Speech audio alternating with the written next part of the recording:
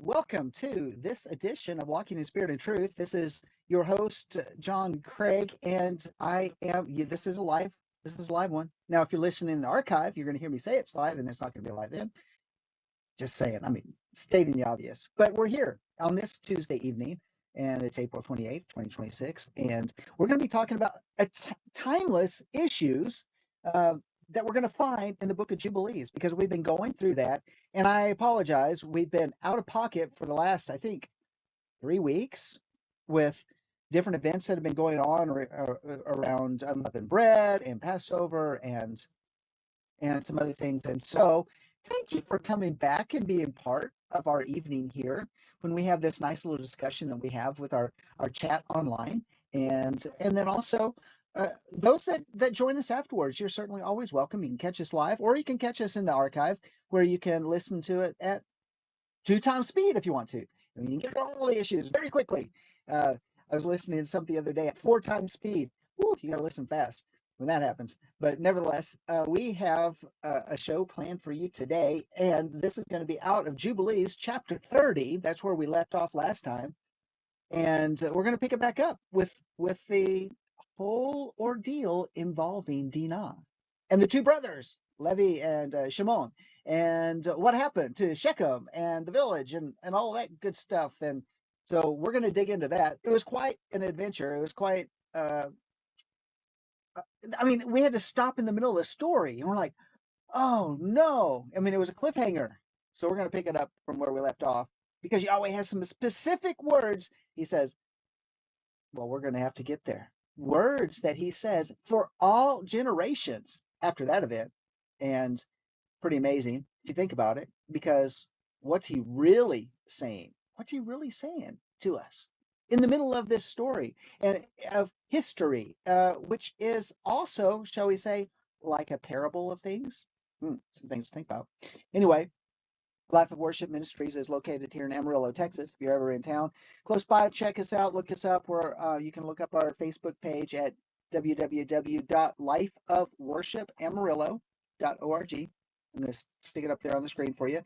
And there you can find out more about the ministry, more of what we're doing. We also have our Life of Worship Ministries YouTube channel. So if you're watching on any of these other platforms, at the LambNetwork.tv, or whether you're at YouTube channel on Twitch with the Lamb Network, or over on Facebook, you can find our programming at Life of Worship Ministries YouTube channel, and you can catch up on this whole series we're doing on Jubilees. You can go through the entire year's worth of series that we did on the Book of Enoch, which was quite a journey. We did the Book of Giants. We did a number of different books. We did 4 Esdras. We did a lot of these eschatological books, these Second Temple period books, and they're very interesting because you can see when they unfold, it's like, well, they're obviously authoritative, maybe not included in the canon of Scripture, but certainly quoted by our forefathers. And I certainly love that, and like the things that we learned from that. So we've been on this journey for Jubilees, and of course we're just in chapter 30. But when we read the book of Enoch, and then I think you have to read the book of Enoch before you go into Jubilees, because Enoch explains how time is divided, and then in Jubilees it gives you the events in that divided time, because biblically speaking, it is broken into 7 sets of 7 years in the Jubilee, and that's how they calculate things. So uh, Enoch tells us when the year starts, and how to calculate it. Actually, there's no calculation. You just got to know when the year starts. Then you'll always know when Pesach is, Passover. You always know when Shavuot is. It's always on the 15th of the third month.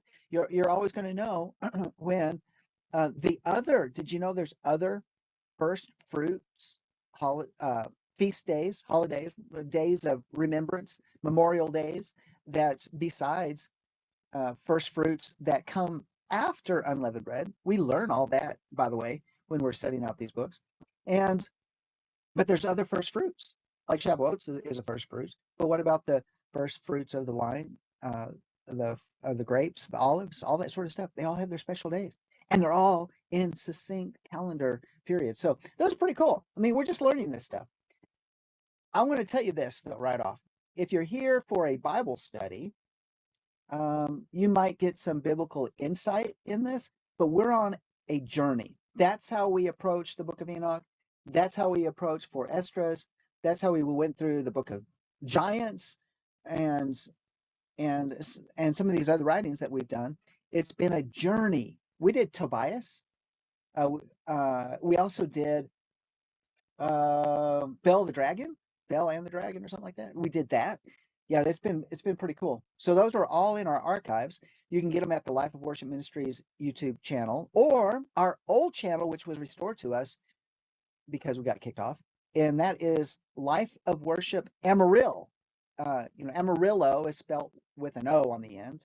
It's the Spanish word for yellow, Amarillo, and but there's not enough space to include the O, so it's just Life of Worship Amarillo with the two L's on the end, and that's it. In there is there's just so many. It's all free to you. It's not behind a paywall, and all sorts of teachings are on both of these YouTube channels that we've been doing over the years. And Pastor Sandy did Psalm 1, Psalm 23. She did Psalm 91. Amazing studies. You want to go back and check those series out, and a number of other things. So there you go. Now, Life of Worship. And okay, so you're not muted on YouTube or on my computer. Okay, so I'm glad that you told me that. For those that don't hear me, um, yeah, you might want to go to the Life of Worship Ministries YouTube channel and watch us there, because Terry said there's audio. So, yeah, Life of Worship Ministries, we are supported by you, the listener. And and if you would like to donate and give to this ministry to help support the ministry, the things that we have overhead costs. It's just the way it is. The gospel's free, but the cost of ministry, cost of using technology, uh, it does it there's a fee that's involved. And so if you would like to be part of that, you can go also to our www.lifeofworshipamarillo.org website, and there's a donate tab. Just click or tap on that, and that'll take you to the way to be able to pay online using a debit or credit card. And we certainly appreciate all those that are generously giving. It's just a blessing when you do that. We just really appreciate that. Or if you prefer to mail a check, money order, or even cash or something like that, you can get our mailing address. It's right there on the website, and you can just mail it to us directly. All right. You guys are, but it's like, well, I really would like to give. It's just not my budget right now. But you can be a prayer partner for us and just pray over us and pray for us and pray for this ministry in Amarillo. And we have a local congregation, and but because of these platforms, we're able to reach a number of people across North America and even beyond. And so make sure to spread it far and wide. We love having you part of our ministry, part of the chat, and all that good stuff. Okay. All right. We're going to jump into Jubilees. Said enough already. Okay. Sound is a little garbled. Well, let me see if I can make that. I'm really concerned, wondering if our speaker for some reason is going out. Let me make a quick adjustment on that. Don't want it garbled either. Thank you, Amy, for letting me know about that. Hopefully that'll clear it up, and then I'm going to fix this. And let me know if that helps. All right, just changed it up. Let me know if the garbling has stopped, and it might be just because of one of the settings that we had set up. All right. Okay, let's get with it. So we're in the book of Jubilees, and thank you, Tammy, for letting me know. We have chapter 30. It's where we left off. That's where we're going to pick up. But because it's been so long, we're going to pick up at the beginning of the chapter. We stopped at the end of verse 6, but we're going to pick up from the beginning again. That way, the storyline will be refreshed within our memories, and then we're going to go, okay, what is it that Yahweh said shall be a Torah for you forever? Hmm. A Torah. Instructions for you forever. Okay, here we go. And this is chapter 30, Book of Jubilees, verse 1. And in the first year of the 6th week, he went up to Shalem, to the east of Shechem, in peace in the 4th month. This is really important too. In the 4th month, you're not having to figure out, okay, all right, lunar where the lunar issue is, because it it's on a 28-day cycle. You all know every 30 days you're going to have a new month, okay? And so this is on. So it's really important that we know that it is in the 4th month. He's calculating. We can actually go back on a calendar and say exactly when this is when we follow the storyline, and give us on our Gregorian calendar an actual date. But anyway, and it says, and there they carried off Dinah. Wait, Jacob went to Shechem and they stole Dinah. No, the sons of Hamor, the Hivi, the prince of the land, and he lay with her and defiled her. She was a little girl, a child of 12 years. Oh man, that's bad. That's just bad. It's just really bad.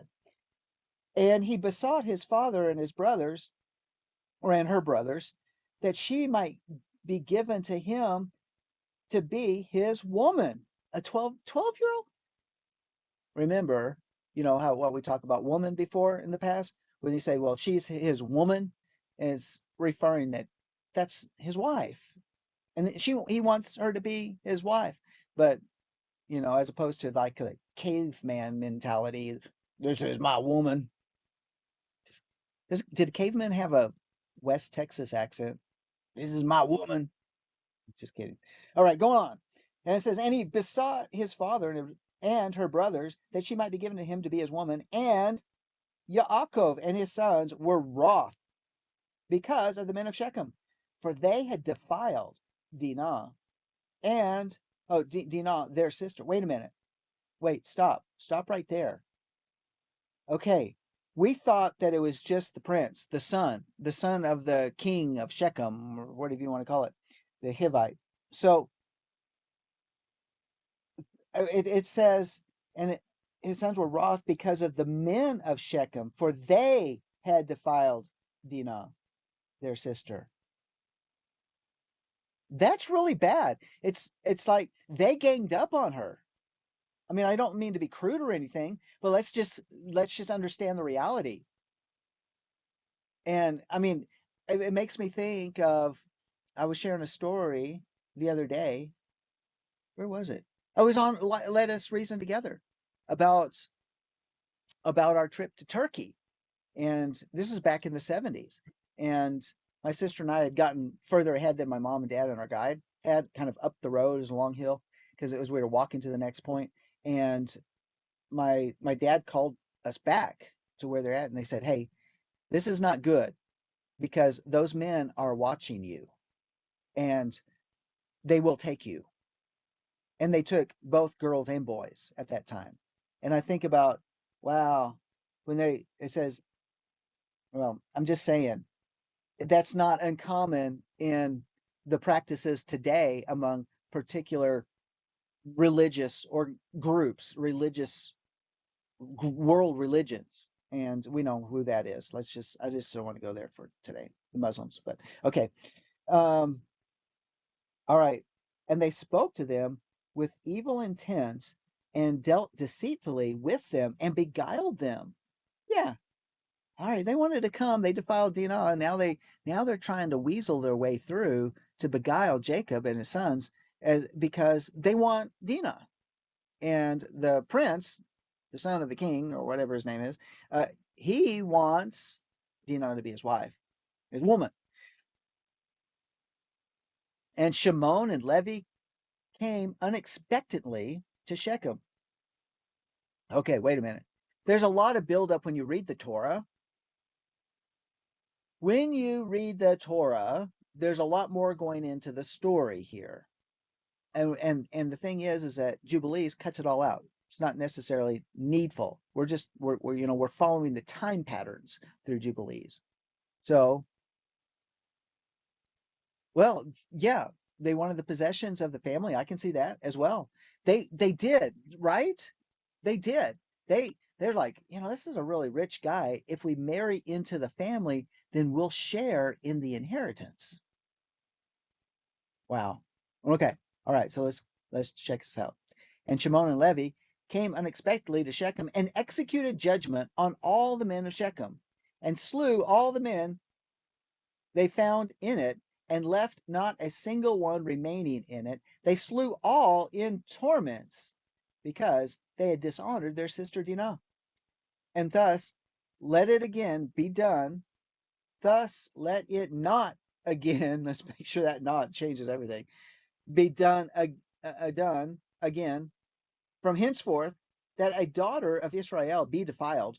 The judgment is ordained in heaven against them that they should destroy with the sword all the men of Shechem because they had wrought shame in Israel.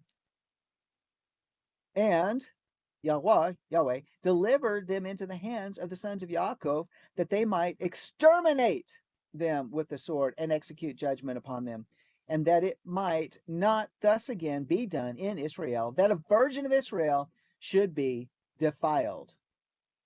Okay, everyone it says exterminate, I always think about that Doctor Who TV series and the Dalit or whatever. I think it's called a Dalit or the little computer robot comes in and always says exterminate, exterminate. Okay, if you're a Doctor Who fan, you know what I'm talking about. Just saying. All right. Okay, and verse 7. And if there's any man who wishes in Israel to give his daughter or his sister to any man who is of the seed of the other people, he shall surely die, and they shall stone him with stones, for he has wrought shame in Israel, and they shall burn the woman with fire. Whoa, she was given, and now she's going to be burned with fire because she has dishonored the name of the house of her father, and she shall be rooted out of Israel. And let not a woman that breaks wedlock and no uncleanness be found in Israel throughout all the days of the generations of the earth. For Israel is holy unto Yahweh, and every man who has defiled it shall surely die. They shall stone him with stones, for thus has it been ordained and written in. This is where it's like, this is like forever, forever, when it's been ordained and written in the heavenly tablets regarding all the seed of Israel. He who defiles it shall surely die, and he shall be stoned with stones. And to this Torah and to this instruction, there is no limit of days. No limit of days. Oh my goodness, that's a big deal. Okay, let's read some more. And no remission, nor any atonement. But the man who has defiled his daughter shall be rooted out in the midst of all of Israel, because he has given his seed to Molech. Ah!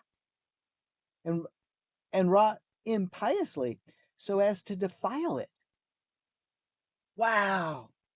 Think about it. The seriousness of the so so this is a Torah for all. There's no limit of days. If you say, well, it doesn't apply anymore, it does apply. That a daughter of Israel will never be given to someone that's outside of Israel. That's pretty powerful because what it says right here, this is how Yahweh views it. If you give the daughter to someone outside of Israel, you are giving that daughter to Molech. Now, what's the deeper meaning here? What's he really, really trying to say? Where's the parable that goes in with this Torah, with this instruction? And the parable is that the daughter of Israel is to be the bride, and the daughter of Israel is not to be uh, defiled to marry a different bridegroom. Think about that. Not to be defiled. Wait a minute, don't do that. We're not going to do that. Hold on just a second here. We are going to schedule it for later. Okay, wants to do a restart right in the middle of our broadcast. Okay, and then so the way Yahweh views it, a daughter of Israel, uh, the woman is the bride, the one that is the engaged one. If she marries outside of Israel, it's like she's marrying Molech. It's either you're going to be saved for the bridegroom Yeshua, or a different bridegroom. The It says the other bridegroom is Molech. Think about that. Now I'm thinking, a Bohemian Grove? Do you know on their big final night ceremony, they do this big dramatization and they serve Molech in the drama? They serve Molech. Well, you know what they serve them? They're Terry, close your ears, but they're serving up to them the children. And that's bad. It's really bad. Okay. So verse 11, so here's the instructions. Remember these instructions. These instructions in Jubilee are given to Moshe because he went up the mountain after the golden calf incident. Before the golden calf incident, he went up the mountain. He got the download. And he got the download of connecting the dots within these time periods. And so for a greater understanding, for so it's interesting because he gets this download and he also gets the uh, the download of the Torah, which we affectionately call in English Genesis, Exodus, Leviticus, Deuteronomy, Numbers, Deuteronomy. So, right, let's go on a little bit further. So here's the instruction. And to you, Moses, command the children of Israel and exhort them not to give their sons any of the daughters of the other people, for this is abominable before Yahweh. So it goes both ways. Don't give your son a daughter from those people. We don't want to crossbreed. In other words, what's he saying? No mixture. Yeah, no mixture. For this reason, I have written for you in the words of the Torah all the deeds of the Shechem, the Shechemium, those from Shechem. Okay, so he's just saying. Now I want you to refer back over to the Torah, back in the book of Bereshit, in the book of Genesis. I gave you all the words. I gave you the more details here, but I'm telling you in this so you know the time periods. So I've written for you in the words of the Torah all the deeds of the Shechemiim, which they brought against Dinah, and how the sons of Yaakov spoke, saying, we will not give our daughter to a man who is uncircumcised, for that were a reproach unto us. And it is a reproach to Israel and those who live, and to those who that take the daughters of the other people, for this is unclean and abominable to Israel.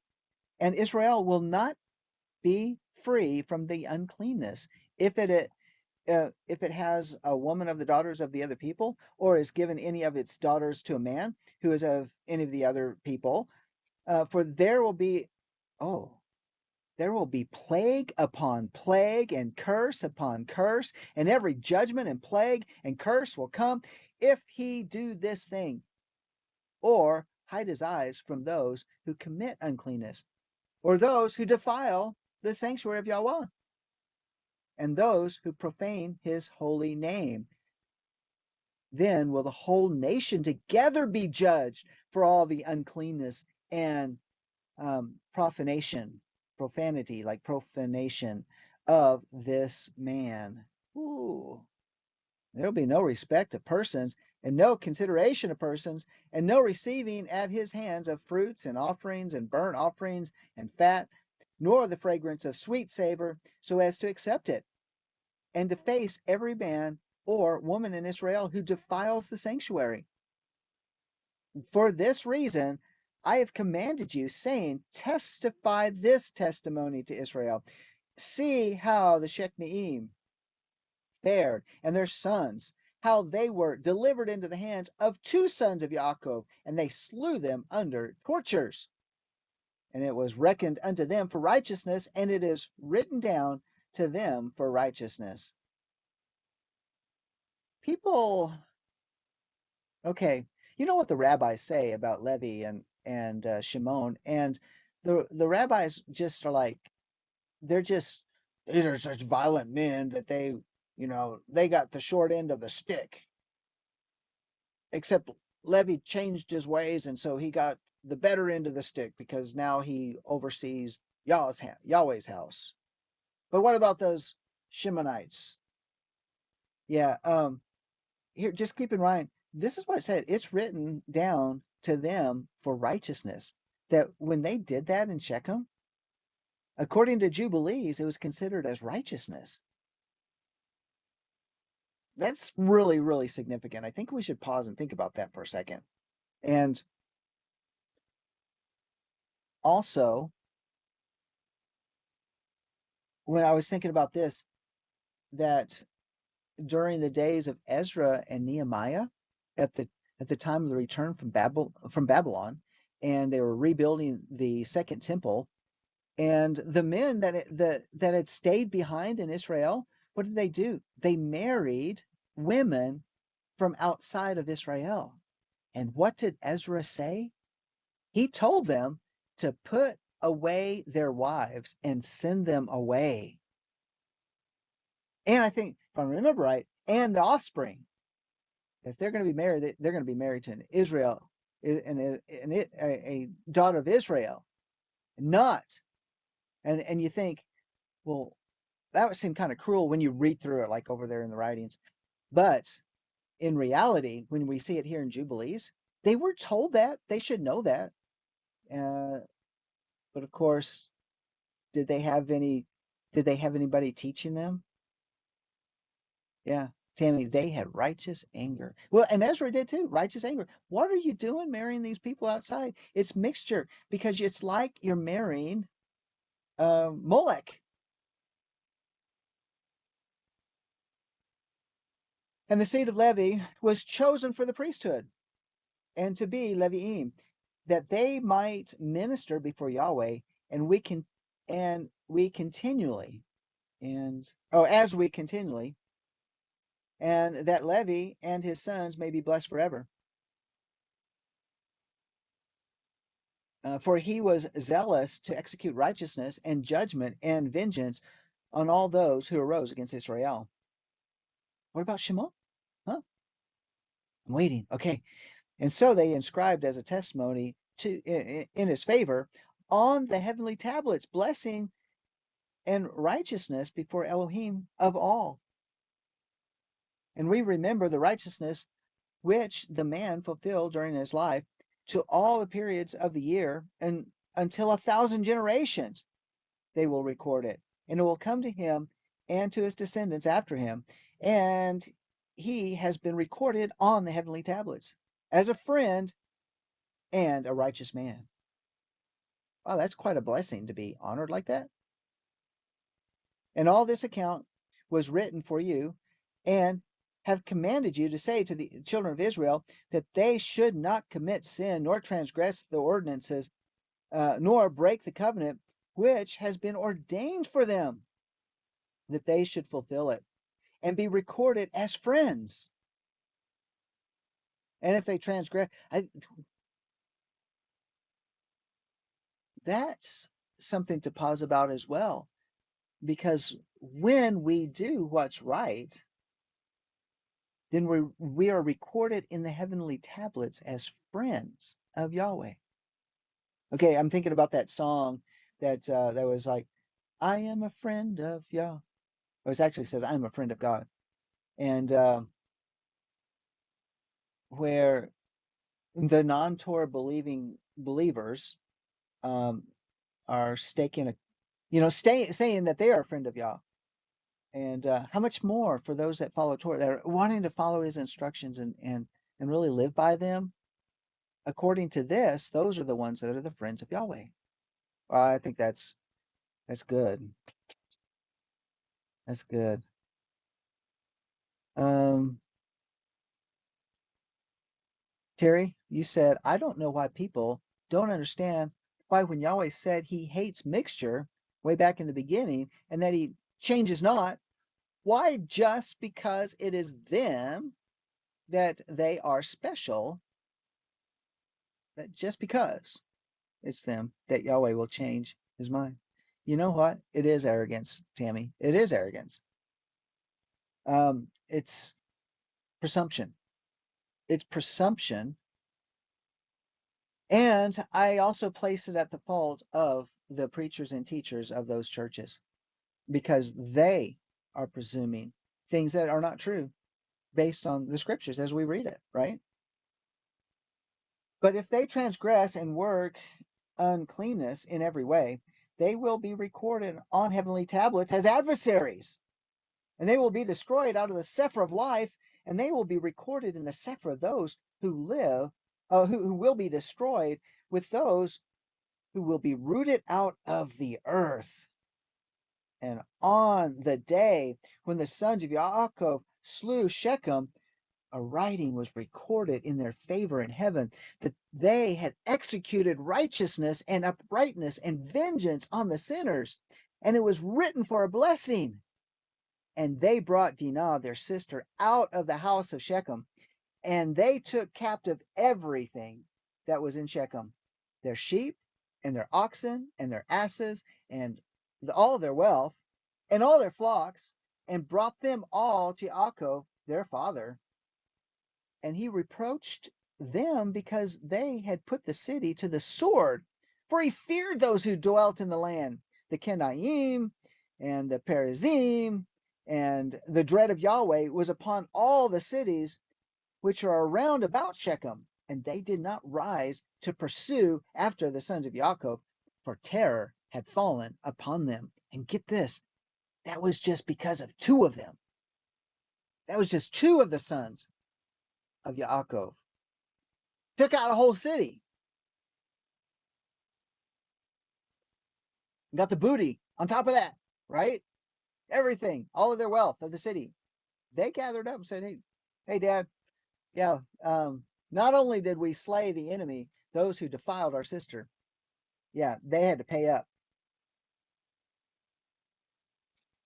Yep, because that generation would never live again from Shechem.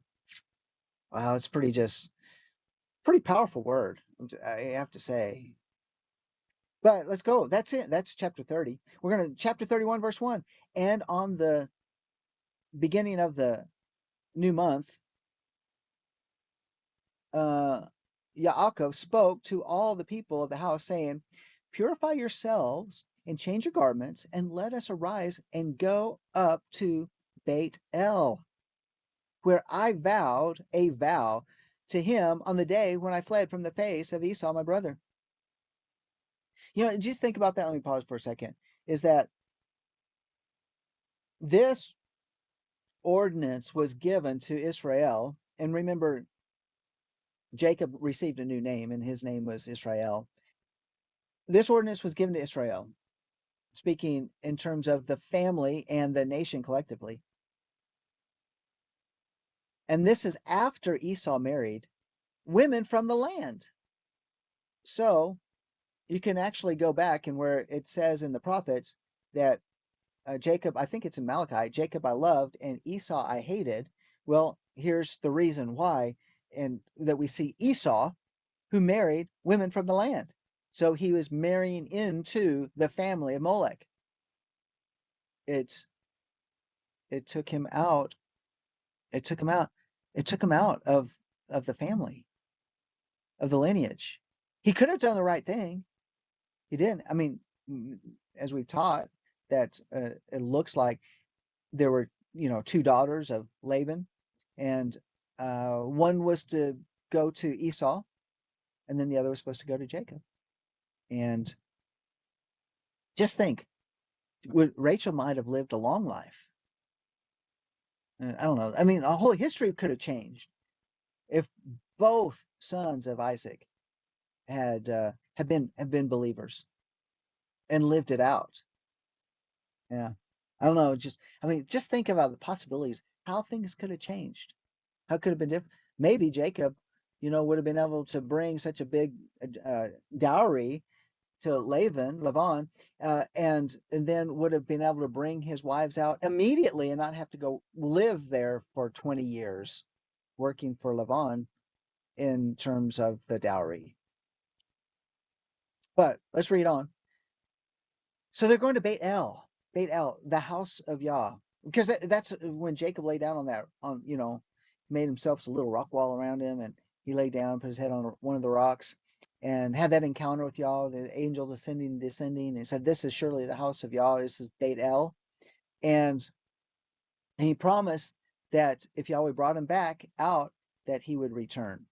And so this is keeping in line with what he was talking about and what he said. So let's go a little bit further in here. It says, because he has been with me and brought me into this land in peace. See, he's remembering his vow. And put you away the strange Elohim that are among you. In other words, get this. What's he telling them to do? He's telling them to do something just like Moses told Israel to do. Hey, we're going to gather at the foot of the mountain in 3 days. And so in 3 days, I want you to get cleaned up, wash your clothes, purify yourselves. Um, don't have any marital relationships, none of that stuff. Don't do any of that for 3 days. And then we're all going to gather at the mountain. And here Jacob's saying, hey, we're going to go to a holy place. I want you to get cleaned up. And we're going to go visit this place. I'm going to show you where it all started, where Yahweh downloaded and gave me this great promise. And I'm going to share it with you. And I want you also to have an encounter with me. Could he be saying that? That memory, I'm sure, is very strong.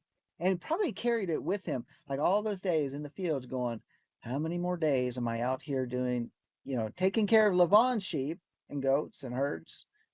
And I could be going home. But he said, he promised, if you'll bring me back, I'm going to worship you. So here we go at this place. So because he's been with me and brought me into this land in peace, and put ye away the strange Elohim that are among you. Okay. Keep in mind, well, he'd been raising his family in an environment of pagans. So the servants that were with them, what did they carry with them? And he's saying, we're all going, whether you're part of the family or you're servants within this family here. He says, get rid of those idols, get yourself cleaned up. If you're going to come before, these are strange Elohim, like strange fire, like fire of Molech. It's not going to mix with the fire on the altar. And they gave up the strange Elohim, and that which was in their ears, and that which was on their necks, and the idols which Rachel stole from Lavan, her father, she gave wholly to Yaakov. And he burnt and broke them to pieces and destroyed them, and hid them under the oak which is in the land of Shechem. Yeah, just think about like the earrings and the necklaces, all that sort of stuff would have had images of their gods and that type of stuff. And it's like, wow, it sure took a while for them to get rid of all those shrunken heads, the idols of Lavan. But good thing they did. But I love also how it's just demonstrating too, is that these things that get into our homes are actually connected to pagan, traditions. For example, let me give you an idea. Like one of that is often in many homes that are out there, are a piece of decoration. Well, what is that? Like a Buddha, a little Buddha they stick on their shelf, or on a mantle or something in a prominent place, and they put a Buddha there. Yeah, get rid of those things. If you got them in your house, get rid of them. Or a dream catcher. Yeah, that's Native American, but it is from the shamanistic practices. We don't want to have anything to do with that. And what about dragons? Do we want dragons hanging prominently on a wall? Because we love the design. It's kind of that Eastern motif and decoration, And where Derek Prince talked about how he had inherited this this weaving from one of his ancestors who was part of the wars in China, and brought back this piece that was a very very expensive piece, and it was handed down, and he Derek Prince got it, and he hung this dragon on his wall because it had been in the family for a long time, and then things started happening within his ministry. He said the funds started to dry up, and and the lack of the anointing and understanding of scripture and the connection with people, and people were leaving and all that sort of stuff, and he's like, Father, what's going on? What exactly is causing this problem? And you know what the father answered? He said, he actually answered the question with a question. Why do you hang an image of my adversary prominently on your wall? Yeah. And you know what Derek Prince did? He didn't just take that dragon off the wall. Once this thing had great value to it, and then say, okay, I'm just going to give it away, give it to somebody else, or sell it or something like that. No, he took it down and he burned it with fire. Burned it with fire, because this is the pattern right here. What did they do to these?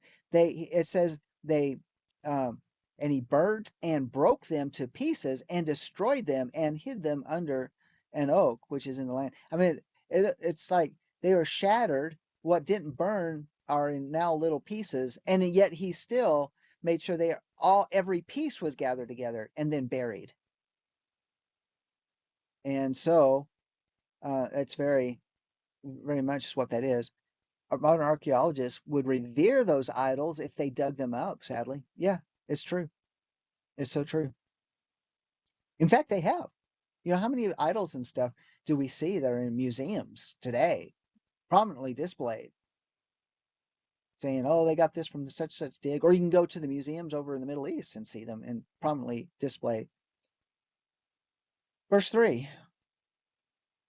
And he went up on the new month of or the beginning of the month of the seventh month to Beit El.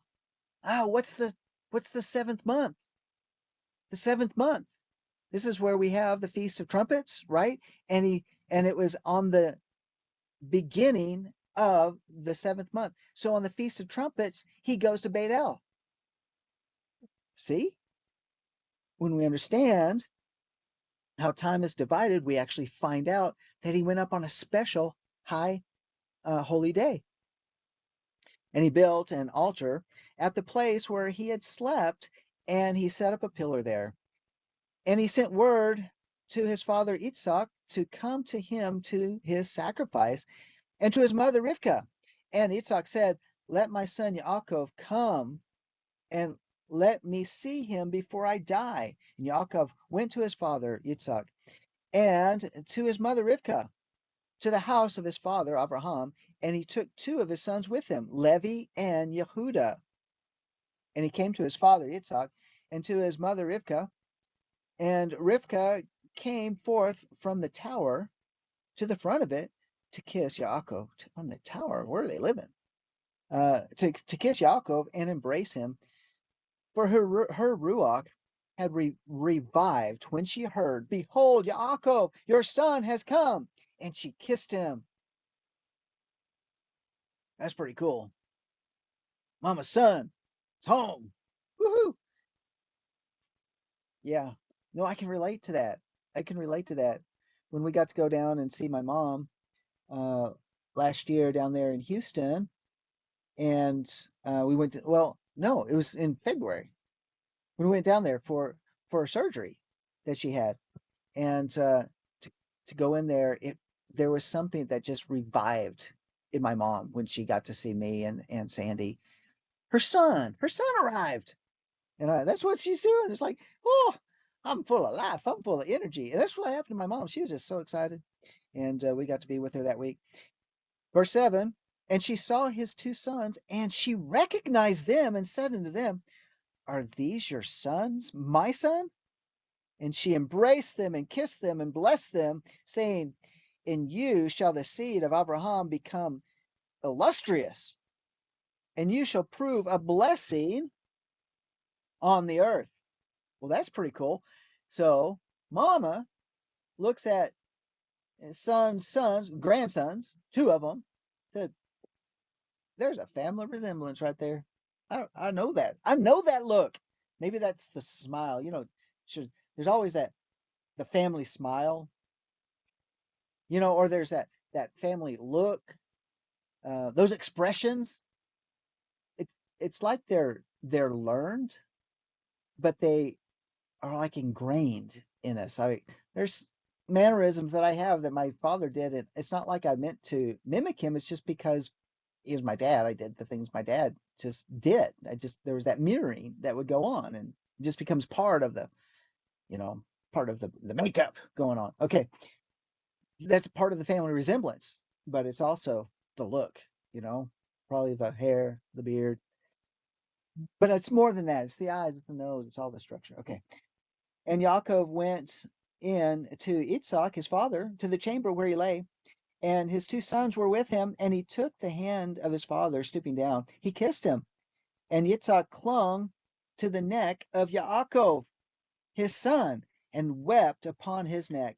And the darkness left the eyes of Yitzhak, and he saw the two sons of Yaakov, Levi and Yehuda, and he said, "Are these your sons, my son?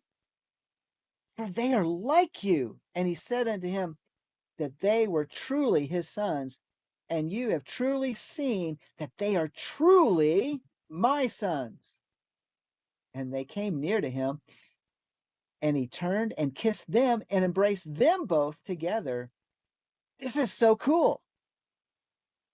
This is really amazing because it says that the darkness left Yitzhak's eyes. Another, the blindness left him when Yaakov showed up with his two sons. Whoa, it's like a miracle took place. And Yaakov, who has had a problem seeing before, couldn't even tell his own son Yaakov and Esau apart. And well, Yaakov had a disguise on, but nevertheless, uh, he's had a hard time seeing all these years, and then he gets to see two of his grandsons when his eyes are cleared up. I love it. Just love the way the story is. And they came near to him, and he turned and kissed them and embraced them both together. And the ruach of prophecy, the spirit of prophecy, came down into his mouth, and he took Levi by his right hand and Yehuda by his left, which is really cool that Levi and Yehuda were chosen to go with Yaakov. And that's really unique. They were kind of in on the stuff with Joseph and that type of thing, but they were the ones that were chosen to come meet mom and dad. Okay. So Ruach prophecy came down into his mouth, and he took Levi by his right hand, Yehuda by his left, and he turned to Levi first and began to bless him first. And he said unto him, "May Elohim of all of all, the very Yahweh of all the ages, bless you and your children throughout all the ages. And may Yahweh give to you and to your seed greatness and great glory, and cause you and your seed from among all flesh to approach him to serve in his sanctuary." And uh, wow, and serve in his sanctuary as the angels of the presence, and as the holy ones, even as they shall the seed of your sons be for glory and greatness and holiness, and may he make them great in all the ages. And they shall be judges and princes and chiefs of all the seed of the sons of Yaakov.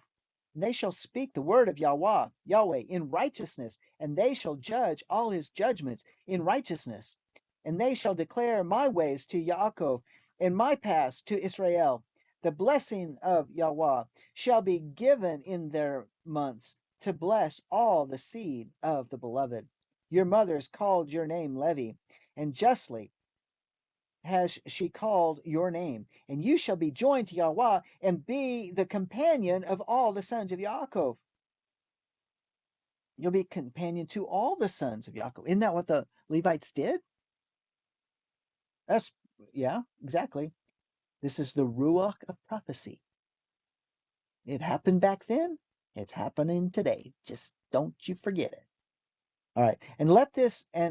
Uh, and let his table be yours, and do you and your sons eat thereof, and may your table be full unto all generations, and your food fail not unto all generations.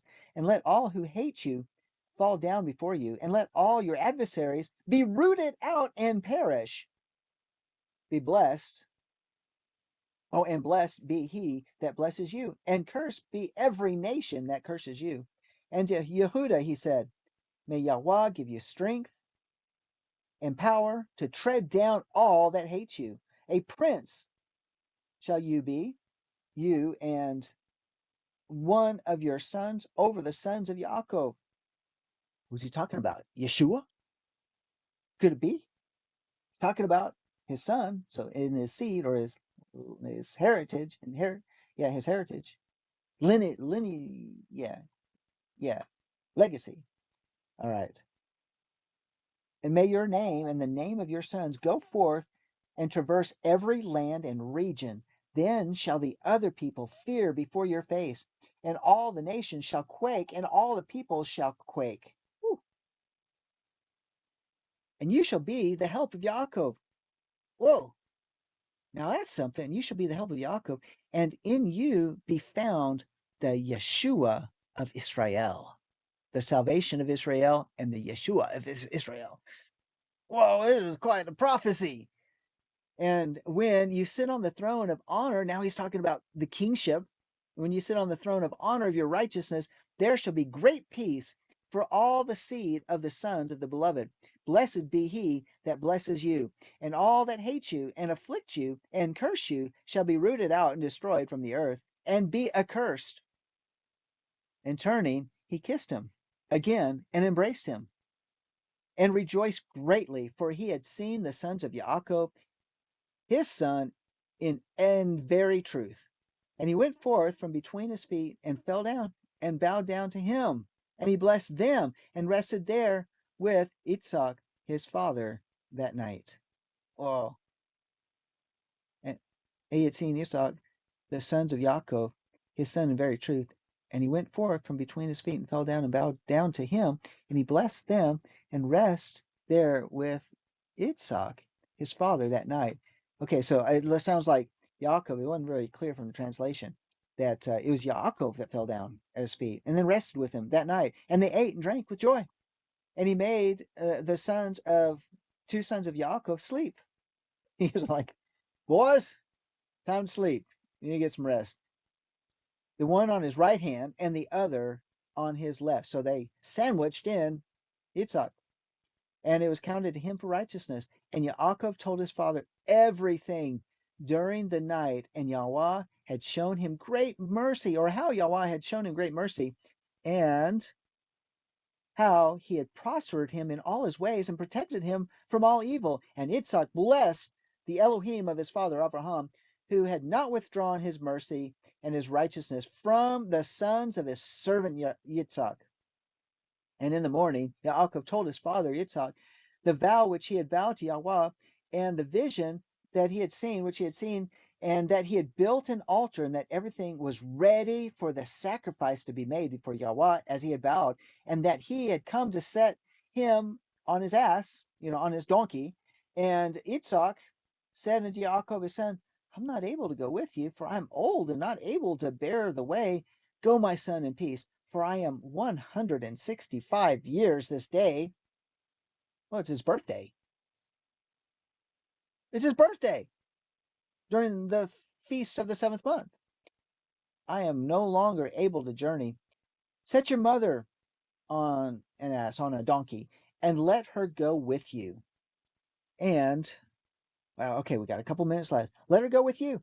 And I know, my son, that you have come on my account, and may this day be blessed in which you have seen me alive, and also have seen you, my son, because he saw him, because the darkness was removed from his eyes.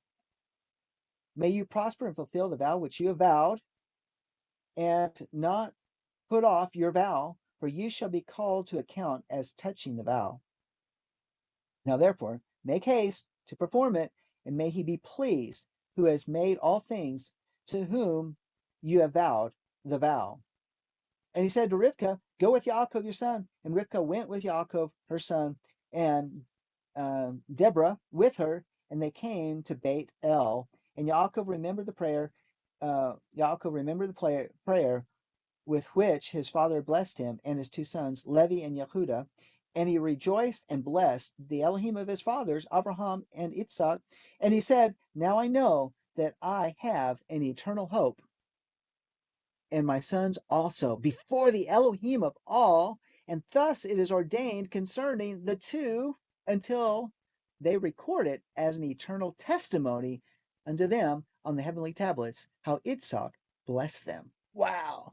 And then we didn't even, this was inserted into Jubilees just to give us just this nice little rich nugget to chew on. And you think about, wow, what a blessing it was that they got chosen to go with Yaakov, for them to go and be with Isaac and to meet mom and dad without anything else, and that Yaakov gets his sight back, and how, what a blessing this trip ended up being. This is just really amazing, and what a beautiful bookend on this relationship. Now, next week we're going to be talking about what happened at Beit El. Were there any more dreams? Guess what? Levi has a dream. So we're going to have to get into that next time we get together. This is pretty cool. So thank you for being part of the broadcast today. It's been good. Thank you for being part, putting things in the chat. Give us a thumbs up on the way out, and like, share, subscribe. And then after it closes off, go back and put a comment in and say what you thought about the teaching. Love for you to put that in the second thing of not continuing here in this chat, but in the chat that's underneath the finished video. Okay, there we go. Now that I said it, shalom, everybody. Till next time.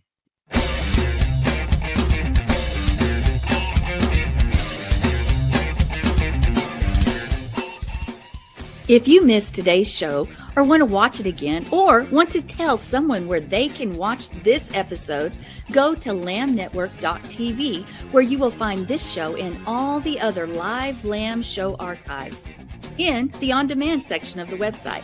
Thank you for watching, and don't forget to tell someone about the Messianic Lamb Network.